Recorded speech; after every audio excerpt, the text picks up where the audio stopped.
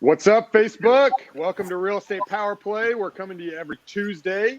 We're here to talk about some power plays. Today, we're talking about the day in the life of a real estate investor. Not just a day, but a week, and then the evolution of that and what that looks like as you grow from new to having a team and those different things. So today, joining me, your host, Ronald Walker, we got Marty, the man, the real estate man, and we got Mark Monroe. How are we doing, guys? Yo. Good morning. Hope everyone's doing great, or good afternoon. I know Mark's probably in an airport. Actually, my flight was just canceled. It's supposed to be at 12:20. I'm in Vermont right now. I'm supposed to be heading back home, but it's cold up here. Dude, you were in a safari last week. How was that? Oh, dude, it was an experience. I highly recommend. What an experience. Everything, just being out there in the wilderness. And we spent the night out there. We was at a lodge, and they have like electric fence all around.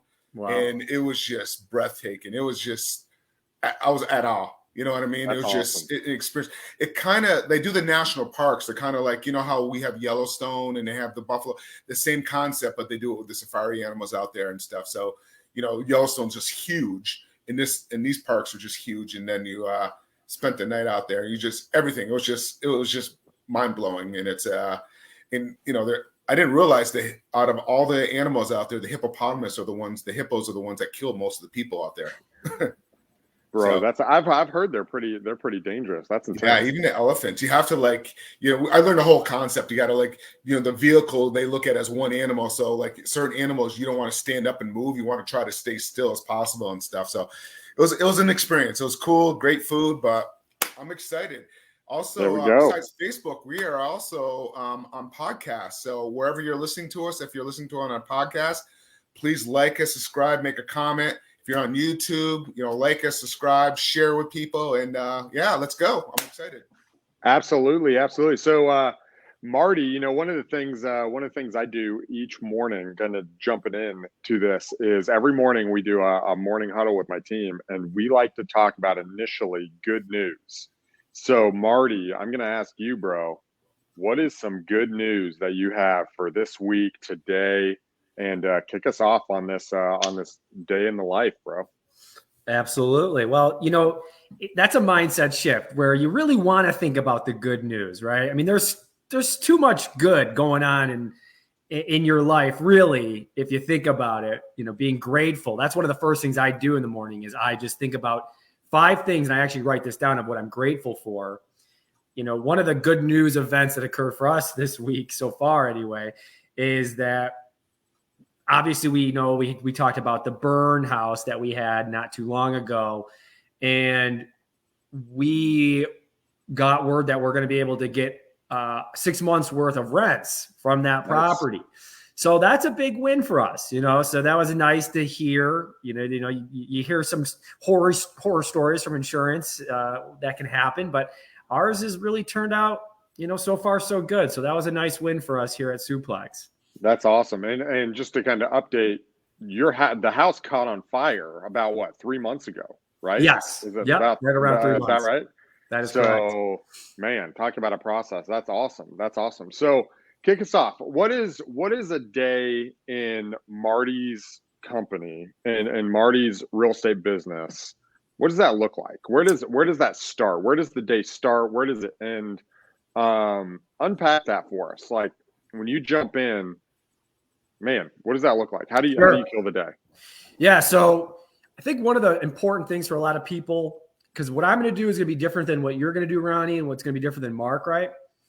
And it's organizing your day, and it's really focusing on organizational behaviors. So here's a quick little daily breakdown, right? I'm not going to go into this. I'll go into this, but I'm not going to go into the actual what I'm writing down here. So the day starts like this. You're waking up at 6:30.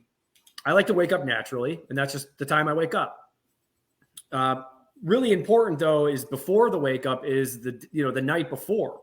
So the night before, I'm in bed sleeping 9:30, 10 o'clock. I'm just an old guy that way. I'm in bed at 9:30, and I'm asleep by 10. It's just how I need to roll. And before I go to bed, I'm looking at my goals, okay, and I'm writing down anything that might ruin my sleep, that might stop me from sleeping. So I might write down 2 to 3 things of what I need to get done tomorrow. Okay. And doing that allows me to get that kind of vomit thoughts, okay, on paper. Right. So I don't have to think about it while I'm in bed, so I can go to sleep. And I really do. I go to sleep very quickly. I sleep like a baby. Okay. Now, once I wake up, I do follow the morning miracle. And the morning miracle has been critical for my success. I believe it's helped me gain massive momentum. And it's something that I think everyone should implement if you're someone who's in a rut, you're stuck, or even if you're killing it, it's going to help you. And I've talked about this before, but really quickly, the morning miracle I follow is called Savers. So S is silence, or it's 10 minutes of meditation. A is affirmation, so 10 minutes of affirmations. V, visualization, 10 minutes of visualizing how my day and my goals and what that looks like, being there. E is exercising, so I'm at the gym 7 days a week. R is reading, so I'm either listening to an Audible or I'm reading a book. And then S is scribing. So I've just started implementing this this week because I've been listening to a book on, it's called Lead by Earl Nightingale, right? We all know that name.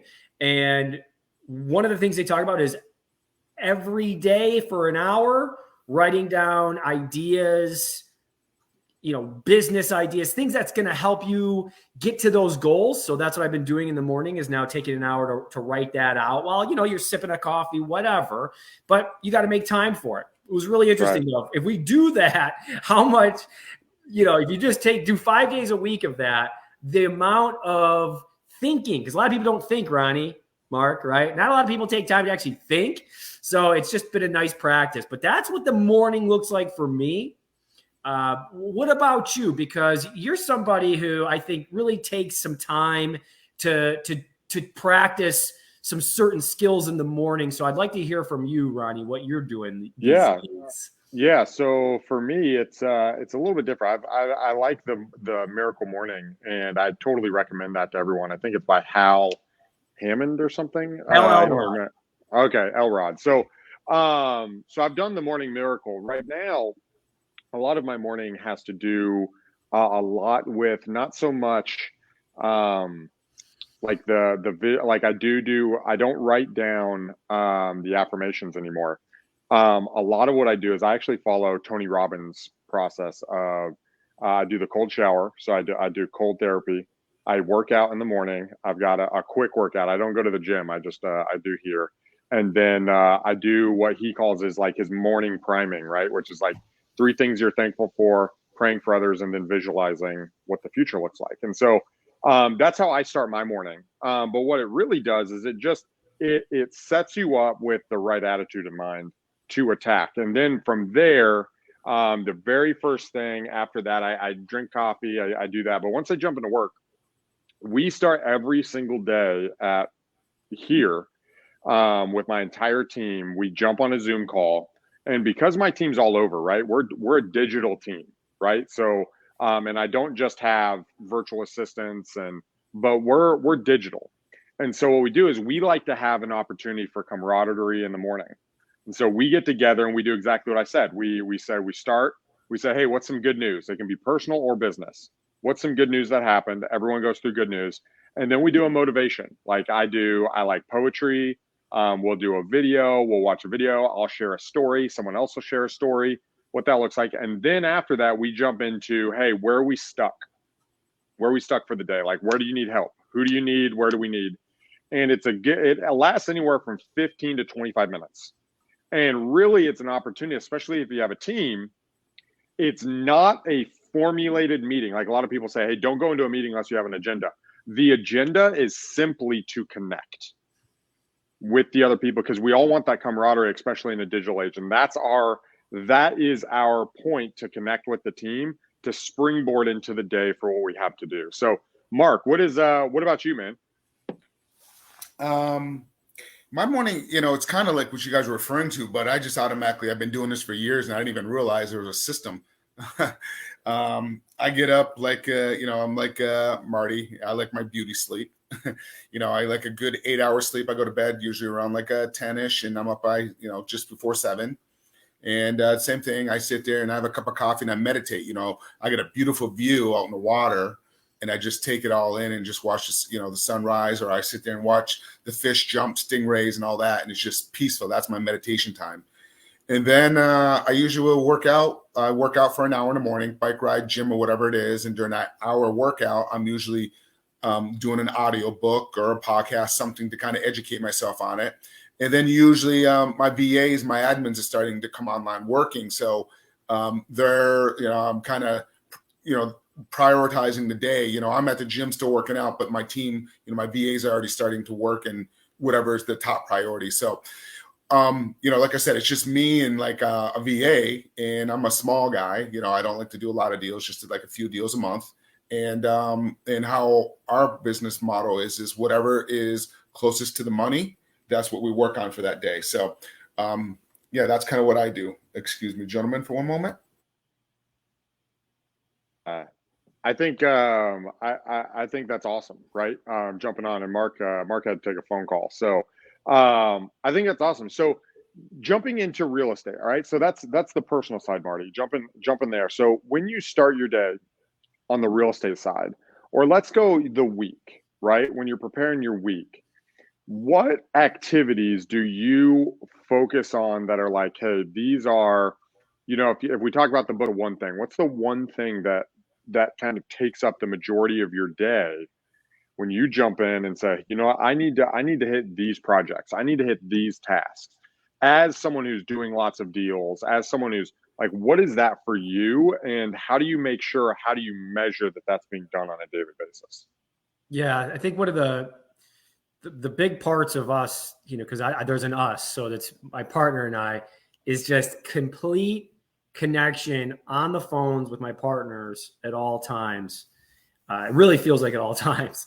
Right. And it's, we're running different divisions of our company. So Matt, my partner, who's been with me since the beginning, he is working with the contractor. So he's out there making sure the guys got what they need, right? So making sure that, hey, this is going to be this plan for today.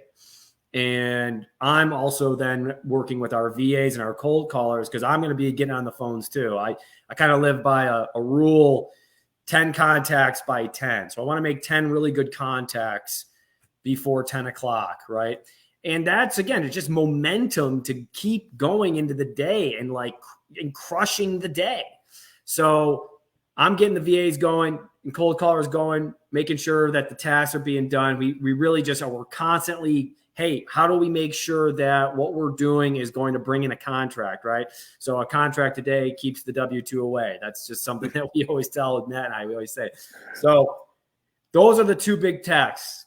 Are the guys got everything they need to complete the next phase of the house that we're flipping?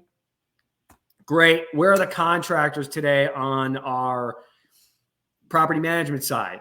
Are they ready to go? Are they there? Yep. Great. And how do we look now with our marketing? Is that being sent out? Everything good to go there? Are the VAs calling, or do they have any problems? Nope. Good. Are they amped up? Yep.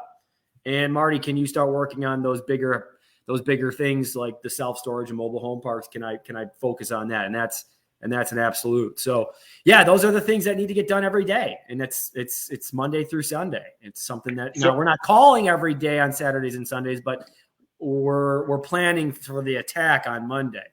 Yeah. So what you have, and what it sounds like from what I'm hearing, is there's this kind of balance, right? And as you get started, those of you guys who are getting started, right? The day is it's about filling the pipeline, right?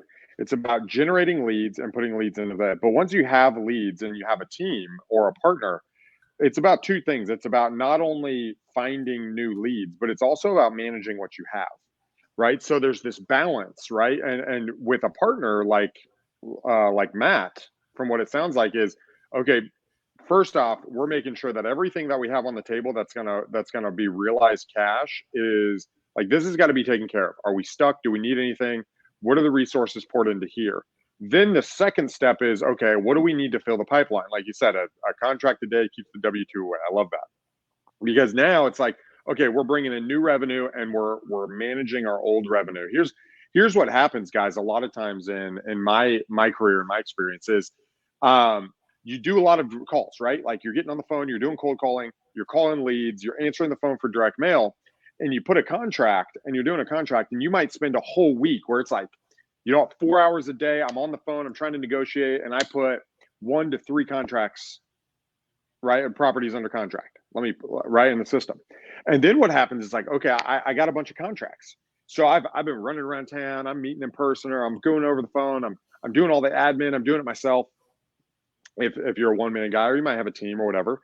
But then what happens is you get the contracts and you stop the prospecting, right? So what happens is this prospecting stops, and it took you 2 weeks to get here, right? You've been pounding away and you've been nurturing, and then boom, all of a sudden a few things hit.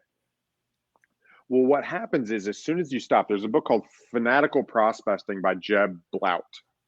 And what happens is that prospecting, that is the engine to your business. And when you stop, there's a lag time, right? There was a ramp up and then there's a lag. So if you ever stop prospecting, you don't feel it right away, because right now I got 3 contracts I'm working. I'm either going to wholesale them, or I got to work on title, or I'm going to do this, or whatever that may be. And you feel busy. But as soon as you process those contracts and you either realize profit or you push it to the next step, and you're like, oh, okay, I'm not busy anymore. And what happens is it feels like you leveled off, and then you crash, and then you got to build back up, and then you crash again. That's one of the things that is like the bane of this business that mentally can mess you up. And so it's good to initially, like what I found is, I need to make sure that there's a constant lead gen, right? That it's predictable, right, Marty? Like, hey, let's make sure this is predictably coming in. And then it's like when a plane takes off. It takes all the fuel initially, but once it's in the air, it's just hovering. Think about that. Is every new deal, there's a ramp up period, right? There's all that energy in to get the contract. And then once it's up here, then it's maintenance. And you've got to constantly do this. So, and I really love the business that you have, Ronnie, because it's taken you a long time. It's taken you a good amount of time to get to that level where you can then, as you say, turn up the dial or turn it down, depending on, just the people you have, what you guys are being able to handle. That is something that we're continuously working towards. And I think your organizational behavior is top notch. So that's something that we're always trying to make sure we're getting better at, because, our philosophy, it's where we kind of got to get off of it, but it's always like sales will always save you. Right? Absolutely. So sales will always save us. So we're never going to have a problem, because our sales will save us, and the sales are going to save. If you're new, that's the most important, is that prospecting. So if you're looking at it like a pyramid of, like a hierarchy, right? It's got to be prospecting at the top. If you're a kind of a person who goes, well, I got my marketing, I got the list, I got the leads, I got, I'm working on this, my website, I got my business plan. Screw it. You need to be on the phone, or you got to get closest to the contract, closest to somebody in front of you with a contract. Ronnie, we talked about this. Yeah. Right? Absolutely. So you got to be fanatical about it. And I love that. I wrote that down. I never read that book, but I'm going to, because I'm 100% with that. Keep the pipeline going, because what a lot of people do is, I'm one of them. I'm one of the people that did this, but I'm glad I recognized it, is when you have momentum, you go, oh, I just, we got a deal, it's done, great, and now we got to go back. No, when you have it, you got to crush it. You got to start putting your foot on the gas. And I love what one of the biggest mobile home park owners in New York said. Someone asked him on Wealth Science podcast, they go, how do you celebrate a deal getting closed? He goes, another deal. There you go. That's how you celebrate it, getting another deal. So it's a constant prospecting. It's a constant sales cycle. I love that. Mark, what about you, man? What is in your business, in the real estate business, outside of the personal stuff? What is your daily activities? What is that level? What are you focusing on a daily level? Travel. No. Mark's retired, don't you know? No, I wish.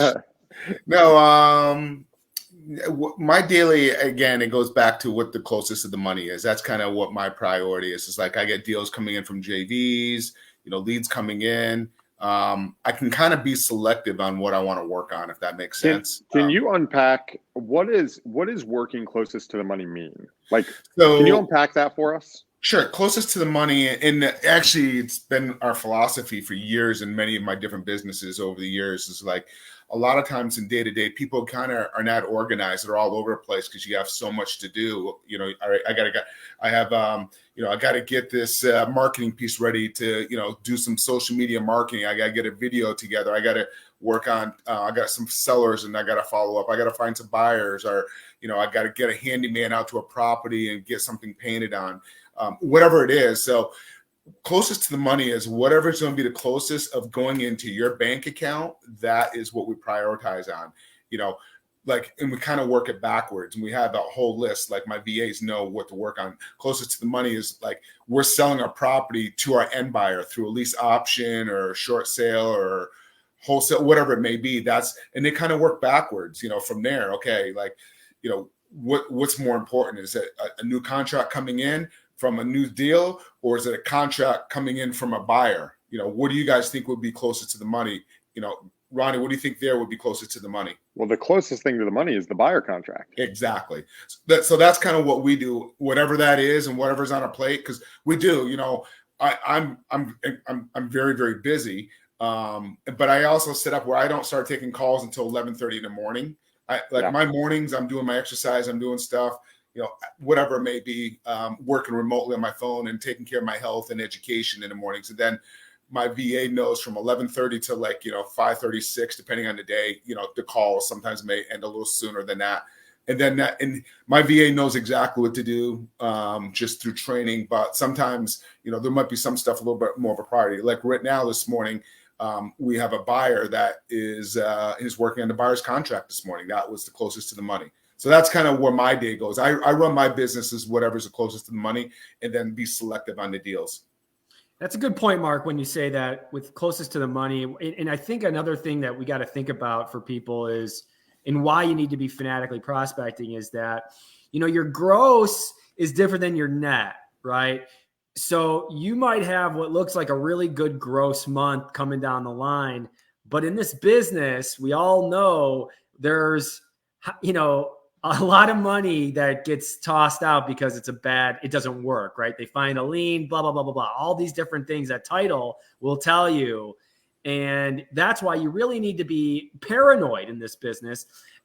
For any business as an owner, you have to have a level of paranoia, because it keeps you going, and it keeps you going into a point where it's like, hey, yeah, I know I have this contract, but it doesn't mean I'm getting that money. So I need something to continuously back it up, so that if something were to happen, I still have XYZ. And if that doesn't, I got another contract. So you got to constantly be making sure that closest to the money is something that is an actual truth, and not just, well, maybe it's there. Well, especially new people, I can't tell you how many times I worked with a JV or somebody, and they're doing stuff that's not like a priority. Like there's other things that have a priority. A prime example, I have a deal in Alabama. Like I was blown away. I'm like, I gave him duties and had him do it. And I was under the impression all this stuff was taken care of, and it wasn't. I'm like, we sent 20 people out to this property. I didn't get one bite. I'm like, what's going on?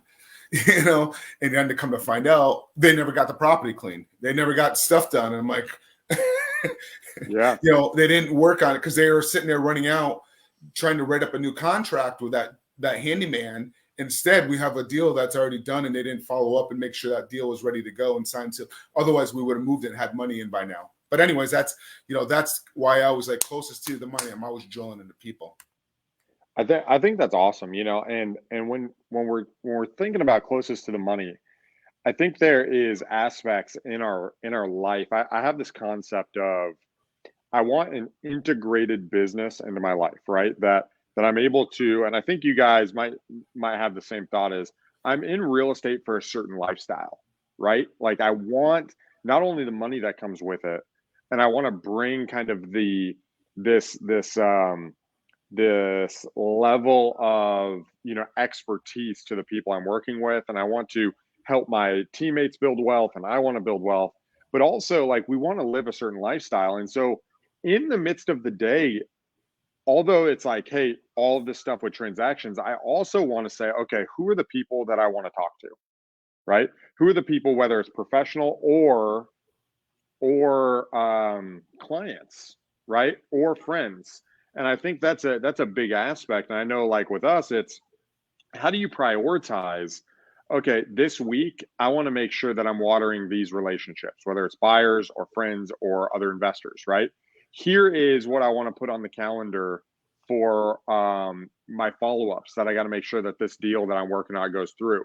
Here's what I got to put on the calendar, because I think a buddy of mine used to say, he's like, if it's not on the calendar, it doesn't exist, right?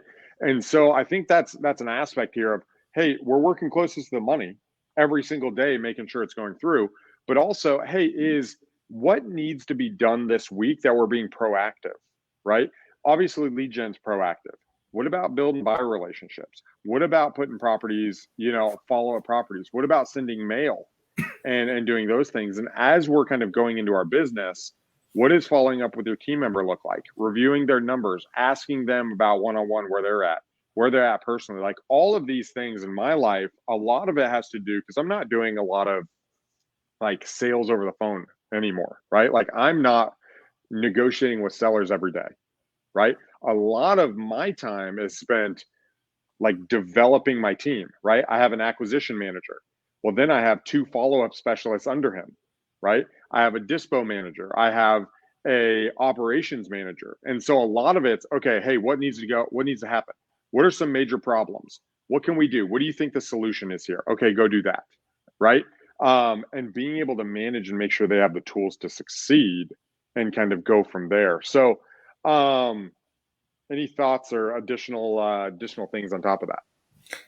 I have a question for you guys. Like in your business, like how do you know, like when a fire comes up or putting out a fire, like how do you prioritize your day, or how do you handle that situation? Because a lot of times things out of the moment come up. On an example, literally like Marty, you had a fire that came up, but you know what I mean. Like once you get Marty, once you go to you, and then jump over to Ronnie afterwards. Yeah, it's a great question, because I feel like at times when there's a problem, I have to solve it right then and there, and it may not always be the best thing to do. Maybe it needs a little time to rest for a moment. It's an interesting topic. I'm more of someone, when it comes on my plate, I just want to just get it done with right away and just take care of it. What are your thoughts, Ronnie? Yeah, we have a phrase in our business that says we own issues start to finish. Okay. And what that means is that if I run into an issue or I'm confused, we just talked about this yesterday as a team. If someone's confused, that means there's an issue. Like if I don't know what to do, and if we assume that it's going to get done, it's not going to get done. Right. So if something comes up and I'm like, I bet Nathan's doing that. Right. That's not like, it's not going to happen. It needs to come up. So we have this concept of, we own issues start to finish. And that doesn't mean that I drop everything now because it's urgent and I do it. Right. Because sometimes what's urgent is not as important as what I'm focusing on. For instance, if if someone calls me and says, hey, we got to notice that the city's going to, put a lien, we need you right now. It's like, dude, that is an issue. That's important, but you got it in the mail. Like, I don't need to do that right now. Right. However, if people are with buyers at a house and it's like, hey, we're at a house showing a house and they can't get in and 5 people are there, like that's an issue right now that I need to jump on. And so there's an element of, hey, when an issue comes up, I need to own that issue. And I need to take as the business leader, one, because I'm pushing it through, but each individual team member needs to know, hey, if this seller has an issue, hey, this is on you to unpack it, to understand it, and to solve it, right? You're not just an automaton. Like, let's grab these issues and let's solve them. And I think a huge problem, especially in this business, is an issue comes up and we push it aside and we let it disappear. And one of the things that will set you apart, which has set me apart, I think, in the industry and when we're working with sellers, is that there's a high level of communication, right? You talk to somebody, you send them a text. Hey, I'm following this. This is when I'm going to reach out to you. And you reach back out to them. Hey, this came up. This is what's happening. That high level of communication is just not, it's not present in the marketplace. And it's an easy way of just setting yourself apart. Like this whole business, I had someone over, we were doing a bonfire the other day. And he's like, dude, I work with my hands. Like I literally go to a shop, I build things. He's a metal worker. He's like, dude, I don't understand what you do. He's like, I just don't understand. How do you work from home? And I'm like, well, dude, this is what it looks like. Like I literally talk to this guy who wants to sell their home. We talk about it and we come to an agreement. And then I talk to this guy and we come to agreement about buying the home. And I reach out and I clench my fist and I pull money out of the air, right? Like that's what happens between two conversations. And he's like, dude, that's crazy. And the whole point is it's a simple process, guys. But talking to this guy and getting him to a yes, there's a whole bunch of problems that need to be solved. And guess who the problem solver is? It's us as the investor.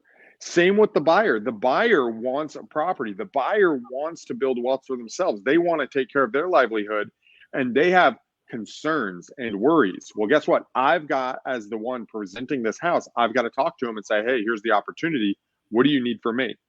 I'm working with the seller. This is what's going on. And I think what we forget is that our ability to solve problems is our chief advantage. Like even with you, Mark, right? When you're talking to a lot of JV partners, right? And so as you're talking to JV partners is not like, do you just sit back and say, all right, guys, just bring me the deals and I'll make half the money, right? That's not what you do, right? You walk them through, you solve some of the issues and the roadblocks that they're coming into. Like, what does that look like? What does it look like when you're working and working with somebody? Yeah. So I'm always like, you guys have the experience and we all have the experience. So we know what is being done is going to be an issue. You know, for example, you know, I had a closing last week and something happened at closing where they didn't sign it the correct.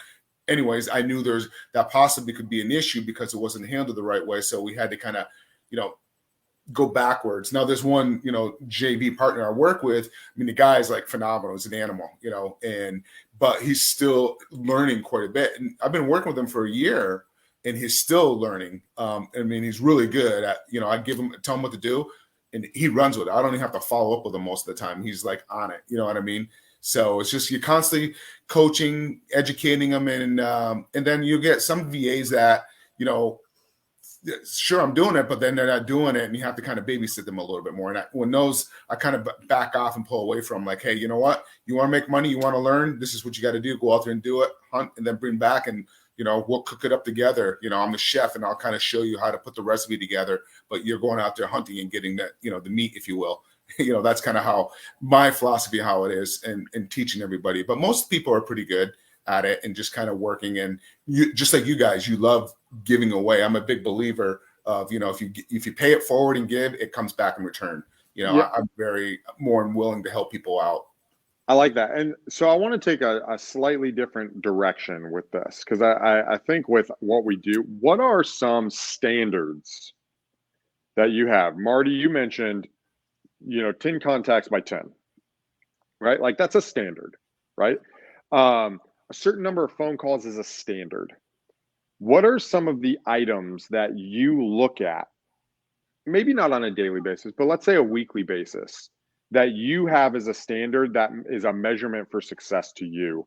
I'd like us all to kind of unpack what those look like in our business. That's like, this is the standard and this is what we believe we have to do in order to maintain success. What does that look like for you, Marty?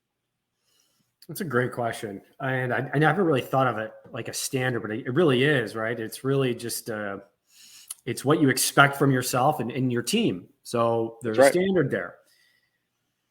I think one of the standards for us is just, you know, when we have our habits, we really want to make sure we have great work habits.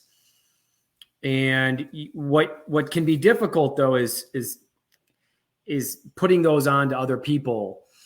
When you expect a lot of yourself, it's sometimes tough to have that also kind of connect with your team, especially if they don't if they just have a different mindset. You know, I'm the owner, so I expect different things than just the employee, right? I think for me, just really think like just kind of 30,000 feet up. There's a couple of things that are just a standard practice that I need to do, and that's I need to work out. It's a habit I need to do. I need to move. I need to create. So like what we're doing right now, we're creating something. This is important because it's something that I like to do, and it's something that I know is going to help somebody. And I know that someone will watch this and potentially it's going to come back, right? So I need to create. I need to read and I need to meditate. So those are things that are going to, again, it's going to help in my business. It's just, those things are going to help in my business. And then the deep work part is something that is a standard where I look at and I go, okay, guys, these are the dials we need to make. These are the amount of text messages we need to send. This is the amount of mailers I need to have sent out. These are just standards that in the beginning, you kind of have to figure out what that looks like for you. But for us, there's, hey, that's this number, X number, and X number, X number, because that's going to equal a contract, like those numbers. Yeah. And this is something I'm learning from Ronnie right now, Ronnie, and I appreciate you, are these standards. You can think of it like a mechanic. You're like so in like a absolute, like you talk about it like as like an engineer almost, right? I'm more of like, my mind is a creative sales guy. Not that you're not, but that's just kind of my mindset. And so hearing it from you and Mark, because Mark's also an engineer in business. He's created a lot of businesses. So this is something that we're constantly trying to be better at. So I would like to open actually this up to Mark. If you could kind of go into that, or Ronnie, it doesn't really matter. Well, I'll touch base real quick, and then I'm going to shoot over to Ronnie because, it's all about KPIs, in your business. And I know Ronnie's really big at it, and I'm pretty good at it too. I'm not as big on the scale as you guys are because you guys are trying to do more deals. But even as myself, and being a one-man operation with a VA, I still have KPIs. I have my status of my leads. I prioritize. So you do need to have a really good system so you can manage your KPIs and just look at a screenshot and know exactly. And my VA knows, okay, every day, if we don't have a deal closing, then okay, he's got to follow up on the contracts out status. The contracts out. Hot leads. And then the warm leads. He's got to touch those leads every single day. In there, and he's just backwards as long as but it's all KPIs. Ronnie, why don't you jump on that one? Yeah. So one of the things we have to remember is, at least if you're doing like cold calling or you're doing marketing of any kind that's not relationship based, there's a bottom dollar that's leaving your company, right? For me, there's a bottom dollar that's leaving my company, right? There's an expense, and I've got a fairly high marketing expense, right? You might be starting, you might have 4 cold callers and your expense is $2,000 a month, right? Or your expense is $4,000 a month with the marketing expense. If you have employees, it goes from there. If you have subscriptions, it goes from there. So it's good to remember that like every single week, every month, there's expenses coming out. What is that number? And am I tracking, hey, what am I using and what am I not using, right? And then getting rid of the ones that are not using or the ones that are not effective. So that's one thing we look at on a weekly basis is what was spent, and what was the service and or the marketing that was spent as a result. As far as standards go in our company, what I look at stuff on a weekly level, and there's actually 3 main things that I'm most concerned about. One, how many contracts do we get in, right? Like how many contracts? Now, the way I look at that on a daily level is, did we get 80 calls per follow-up specialist per day? Right? Like this last week, I'm just looking at it. We had 744 acquisition calls. That's not cold calls. This is from either my acquisition manager or one of my 2 follow-up specialists. We had 744 calls. How many conversations is that? And a conversation is anything after 5 minutes. Anything that somebody was on the phone for 5 minutes or more. How many conversations do we have? Well, last week we had 142 conversations. And then how many handoffs? A handoff is from my follow-up specialist to my acquisition manager. How many properties did someone say, yes, I'm looking to sell. Hey, acquisition manager, talk to them. We had 31, right? And so those are the 3 primary things on a daily basis I'm literally looking at every single day, because that's my intake. right? How many people are we talking to? And has anybody on the team dropped below their number of 80 calls a day? Right? If we're on Wednesday, like today's Tuesday, but if we're on Wednesday and the calls are half what they should be, let's say there's 80 calls per both follow-up specialists, right? So they've only done half their amount.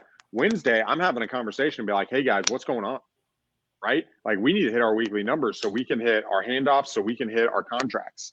And for me, it's all about fueling the contracts. It's all about those three numbers. From there, the other thing I'm looking at is how many current properties do we have in our inventory, right? So like right now I have 7 properties, okay? How many properties do we have in our inventory? And then how many of them have been assigned to a buyer, or are we closing? Like how many of are we wholesaling and how many do we have assigned to a buyer? Was a new buyer assigned this week? What's our potential revenue on the table? And how much is already in pipeline, which means it's waiting to close. And so these are the things that I'm looking at literally once a week at our team meeting from our KPIs. But every day it's the behaviors, right? Are we calling? Are we talking to people? Because we might be calling and hanging up the phone right away, right? Like, oh, blah, blah, blah, and not putting any energy to it. Are we calling them? Are we having good conversations? Are we doing handoffs? And then we just started tracking offers, but I'm not 100% doing that because our offer process is a little fuzzy at the moment. It's not like send a contract to everybody. We try to come to an agreement over the phone, but we want to start tracking offers as well. But the primary thing that I'm looking for is contracts per week. I want to see, I want minimum 2 contracts a week. We're really looking for 4 contracts a week, right? Based on the marketing and the things that we're doing. Like, that's what we have to do. And if we're not hitting that, here's the thing. Like, here's what happens. And a lot of people, you might be experiencing this, you might not. You have a baseline expense, right? If you're spending $5,000 a week on marketing, guess what? If you don't make any money, that $5,000 just left your pocket. And it's like, oh crap, that just left. Well, let's imagine, Marty, let's imagine I'm fixing and flipping and I'm not wholesaling. So let's say it's a 3 to 5 month process per deal. If I'm spending $5,000 a week for 5 months to make money, that's a lot of money, right? Like my cash spent to when it returns is too long. And so you have to balance it, right? How long from when I spend money to when I make money? And then how can I shorten that period or make sure that when I hold it, that check at the end of it's big enough to cover all my expenses in the past. These are the things that I'm worried about on a daily, like literally every single day. I go in and say, okay, at noon, how many conversations have we had today? How many calls have we had? Hey, how many handoffs have been today? How many people has Nathan been negotiating with? How many buyers has David seen? What's David doing? He's got 5 showings today. Okay, that's cool. He's got that going on. Those are the things that I'm looking for on a daily basis to see if we're on the road to success. Yeah, that's like where we want to be, right? We want to get to that kind of level that Ronnie's at in a way that's strategic for us, but also that is going to it's super dialed in. It's super dialed in. And that's why Ronnie could be a chief operating officer for any Fortune 500 company, I believe, because of the way he runs his business. And it's something that we need to get better at. And I know. Let's talk about something a little bit like, as some of these people are smaller operations, just a couple guys, like, how do they because they're trying to do, you're wearing so many hats at once, right? When you're a smaller operator, if you will, like, how do you, Ronnie, this is for you. How do you get to that next level? What's the first thing that they should do to kind of implement, to kind of start understanding KPIs and how to manage the business? Consistent leads. That's the very first step. If you're starting, you don't have a business if you don't have consistent leads, right? And that could be JVs, that could be working with JV partners, that could be seller direct, that could be realtors, that could be whatever it is. But the very first thing that you need to focus on is you need to pick a channel to do consistent action and create a target number. I don't care what it is. If it's 10 leads a week, whatever you need to do, you need to say, I don't go to sleep until I create 10 leads. right? This last week, right? And this is a big thing, but being able to say every single week, I will have blank amount of leads, right? Every single week, I will have between 90 and 100 new leads, right? Like being able to do that because there's a lead process, right? There's a lead time. But if you're new, you might not be able to spend enough money to get 100 new leads, right? It might be, you know what? I need to make sure 10 leads come in. And I don't care how you do that. That is the very first thing from a KPI standpoint. Don't go build out, I'm going to track all this. Your very first thing is, how many leads do I have? And how do I get that number up? If you're brand new, that's what you focus on. How many leads did I bring in? Marty, how about you? That's it. Marty, let's ask you, like, what do you know your numbers in a sense, but you kind of like, you have what, how many contacts a day? Like, are you putting it in a system, or is that just a mental thing up here? Or does your whole company know like what's required for the KPIs? Yeah. So KPIs has been like a huge change for us because, again, we are just gunslingers, just kind of, hey, figure it out after we get a contract. Right. So I think what we're on right now is we're on like bring the leads in, because we're a little different because we're going to fix and flip these properties. So, we need to make sure when we're looking at the numbers at the end of the week, we go, okay, how many dials did we make? How many texts were sent out? What are we spending on these things, right? How much are we spending, so that we know when we get a property and it sells and all that, it's not just the rehab repair and the commissions that you got to pay. It's the marketing that you spent to get that lead, right? So those are all things that we're constantly this year working at, because it's not perfect for us right now. And we want it to be. We want this to be not just almost a business. We want this to be something you can sell at some point, right? So right now it's not. But number one that's our number one focus is leads and sales. So if we keep that the same and we can work on the other stuff, which is not as important, but it's important, but it's again, the money, what we talk about, like getting the money in is the most important. So if we can do this and also get better at this part, maybe it's hiring someone, maybe it's partnering up with someone who can just handle that part of it, right?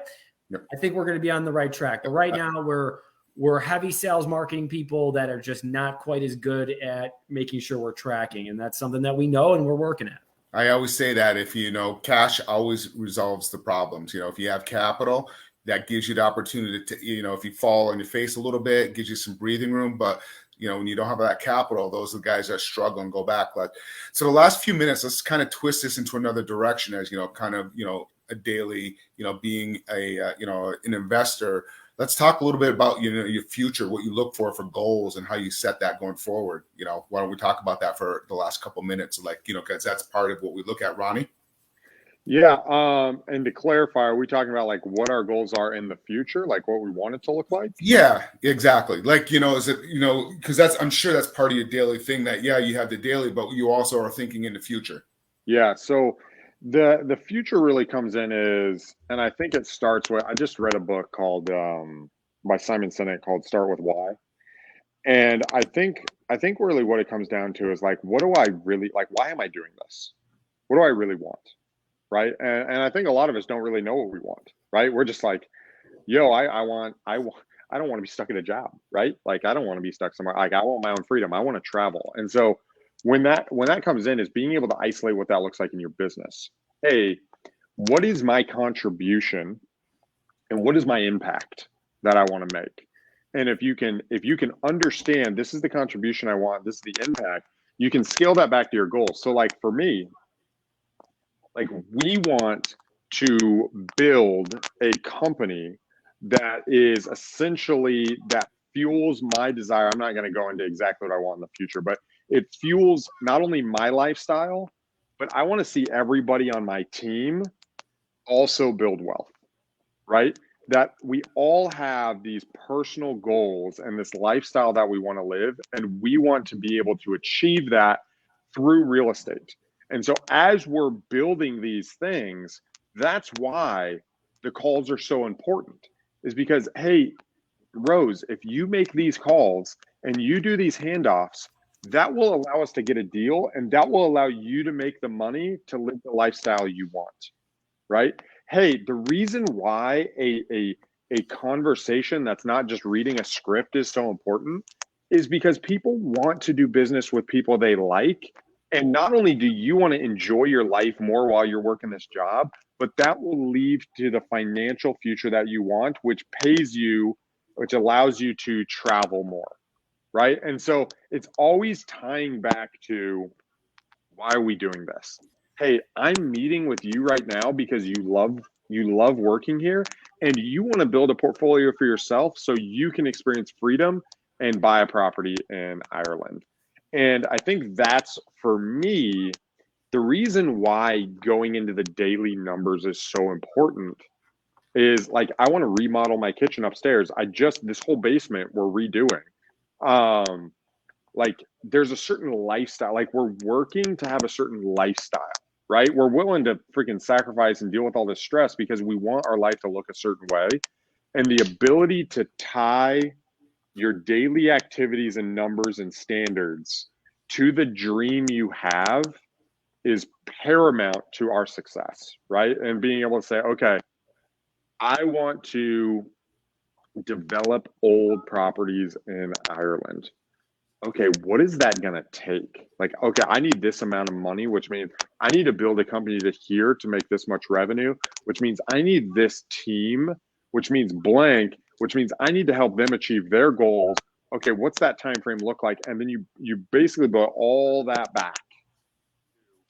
What needs to happen today in order for me to hit that? And then just, not being lazy about it.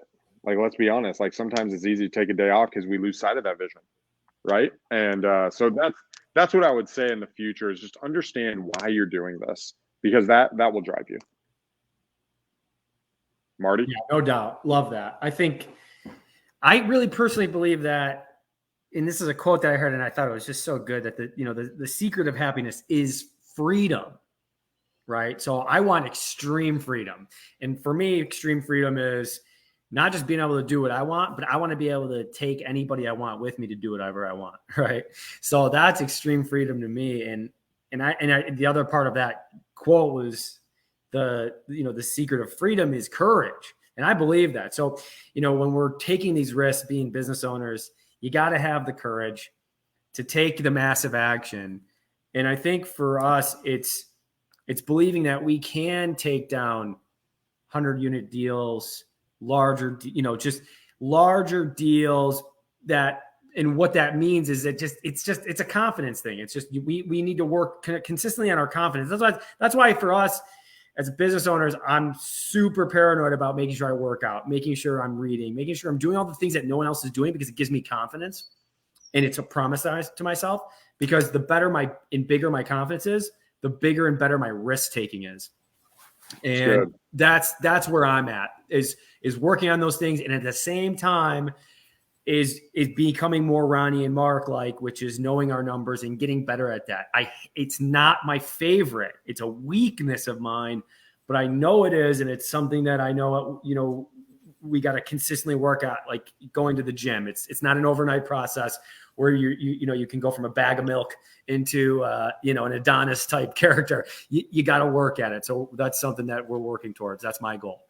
Yeah. So I'll finish mine up. My goals and where I'm at. I mean, quite frankly, I'm enjoying my life now. I really am. This moment in time, I put myself in a position where I just want to be able to, I don't want to have a big business anymore. I've been there, done that. I'm tired, but I still enjoy working. I like keeping busy. You guys are younger. You guys enjoy it, that type of thing. I'm at a place where I just want to start enjoying life a little bit more healthy wise, and sure, like to, get some more passive income coming in. And that's kind of why I'm staying active and doing deals still, to create that passive income coming in. So, but that's kind of where I'm at. And this was great. Good episode. I love it. John. Yeah, absolutely. Well, everyone who's here, we come to you every Tuesday at noon. If you have questions or comments, please like it, subscribe to the channel. Also, we have the podcast that is launching. So go to the podcast, download that if you'd prefer to do it, and listen to it. Otherwise, we'll see you next Tuesday at 12 Eastern time. See you guys.